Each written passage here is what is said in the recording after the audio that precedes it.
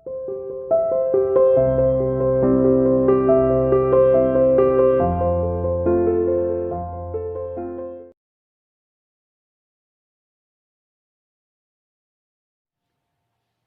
students, welcome to CR International online classes.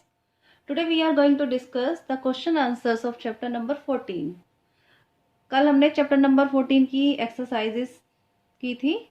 मैंने आप लोगों को पीडीएफ सेंड की थी एक्सरसाइज की। आई होप सभी ने एक्सरसाइजेस फिल की होंगी अपनी बुक में। चलिए आज हम इस चैप्टर के जो हमारा चैप्टर नंबर 14 है उसके क्वेश्चन आंसर्स जो है वो शुरू करते हैं। और ये भी आप लोगों को अपनी फेयर नोटबुक में लिखने हैं साफ साफ हैंडराइटिंग में, ठीक है। चलिए first question is what do you mean by the rotation of the earth. Rotation of the अर्थ का क्या मीनिंग होता है, क्या मतलब होता है।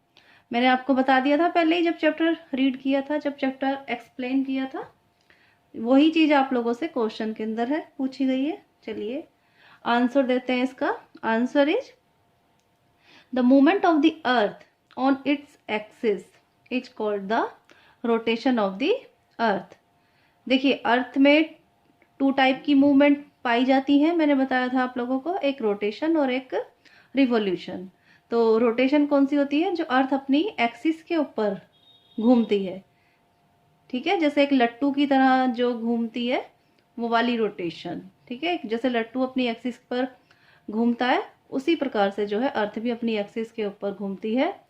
इस प्रकार की जो अर्थ की मूवमेंट है उसी को हम रोटेशन कहते हैं। The movement of the earth on its axis is called the rotation of the earth.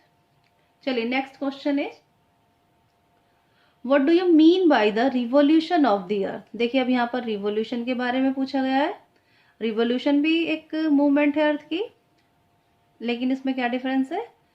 Answer is the movement of the earth around the sun in its orbit is called the revolution of the earth। देखिए जो अर्थ है वो सन के चारों तरफ भी चक्कर लगाती है और अपनी एक ऑर्बिट के अंदर जो है वो घूमती है। तो इस प्रकार की जो मूवमेंट है अर्थ की, सन के चारों तरफ घूमना और अपनी एक ऑर्बिट के अंदर घूमना, ठीक है, इसी को क्या कहा जाता है, revolution. Revolution of the earth, the movement of the earth around the sun in its orbit is called the revolution of the earth। I hope सभी को अच्छे से समझ में आ गया होगा। Third question is what is the difference between A star and a planet. देखिए यहां पर हमें स्टार और प्लेनेट इन दोनों में क्या डिफरेंस है हमें ये बताना है। ये दोनों ही कैलेस्ट्रियल बॉडी है ना, दोनों ही जो है हमारे उसमें पाई जाती है सौर मंडल में। तो सोलर सिस्टम में हमारे प्रेजेंट है दोनों ही, स्टार भी और प्लैनेट्स भी। तो इन दोनों में क्या डिफरेंस है, इनको हम कैसे जो है डिफरेंशिएट कर सकते हैं, कैसे पहचान सकते हैं। सबसे पहले स्टार देखिए। A star is a huge ball of hot gases. जो स्टार होते हैं वो कैसे होते हैं, काफी बड़े होते हैं और एक बड़ी जैसे बॉल होती है ना उस तरीके के होते हैं, और इनके अंदर बहुत ज्यादा हॉट गैसेस भी पाई जाती हैं, गर्म गैसेस। तो a star is a huge ball, एक बड़ी बॉल के समान होते हैं ऑफ गैसेस, हॉट गैसेस, जिनके अंदर बहुत गर्म जो है गैसेस होती हैं। It gives out heat and light, और इनमें से हीट और लाइट जो है वो निकलती है। तो ये तो हो गए स्टार्स। सेकंड है हमारा प्लैनेट। देखिए प्लैनेट जो होते हैं, planet is a big ball of rocks.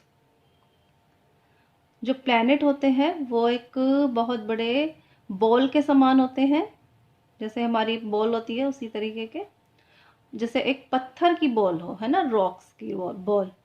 It does not give out its own light and heat, और इनके अंदर जो है अपनी खुद की कोई हीट या फिर कोई लाइट जो है नहीं होती। अगर मैं आपसे एक एग्जाम्पल दूं कि प्लैनेट का एक एग्जाम्पल और स्टार का एक एग्जाम्पल बताओ, तो स्टार का तो एग्जाम्पल हो गया सन, जिसमें से हमेशा जो है हीट और लाइट निकलती है।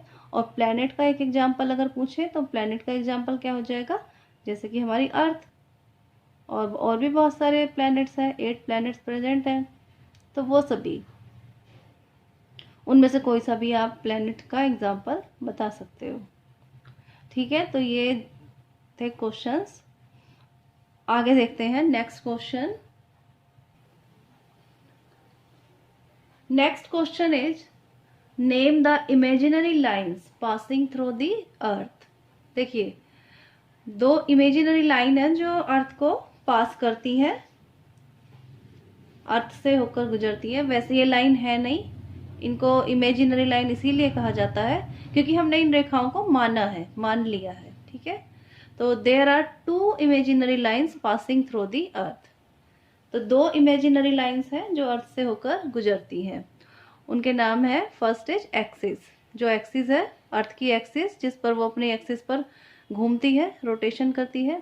Passing through the north pole and south pole, north pole to से लेके साउथ पोल तक जो भी एक इमेजिनरी लाइन है वो उसकी एक्सिस मान लिया गया है उसको। और सेकंड है इक्वेटर। इक्वेटर जो है वो अर्थ को 2 इक्वल पार्ट्स में डिवाइड करती है। जब मैंने चैप्टर आप लोगों को पढ़ाया था तब मैंने आप लोगों को अच्छे से समझाया भी था इसके बारे में। It divides the earth into 2 equal halves, 2 equal parts में डिवाइड करती है इक्वेटर अर्थ को।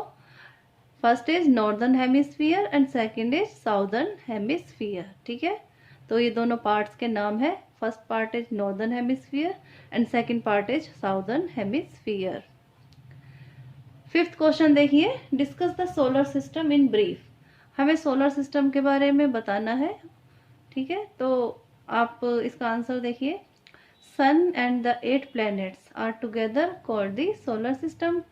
हमारा जो सोलर सिस्टम है वो किससे मिलके बना हुआ है, एक तो उसके अंदर सन है और उसके अंदर 8 जो हमारे प्लैनेट्स प्रेजेंट हैं।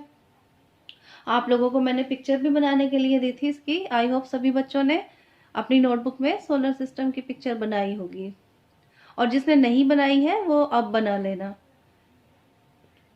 The names of these planets are, इन प्लैनेट्स के नाम जो है वो यहाँ पर हम इसी ऑर्डर में लिखेंगे। ठीक है, first is mercury, second is Venus, third is earth, fourth is Mars, 5 is Jupiter, 6 is Saturn, 7 is Uranus and 8 is Neptune. तो इस प्रकार से आप लोगों को सभी जो है प्लैनेट्स के नेम लिखने हैं। और यहाँ आप लोगों का ये चैप्टर खत्म होता है। कल से हम नेक्स्ट चैप्टर की रीडिंग यानी कि एक्सप्लेनेशन शुरू करेंगे। तो यहाँ तक सभी का वर्क कंप्लीट होना चाहिए।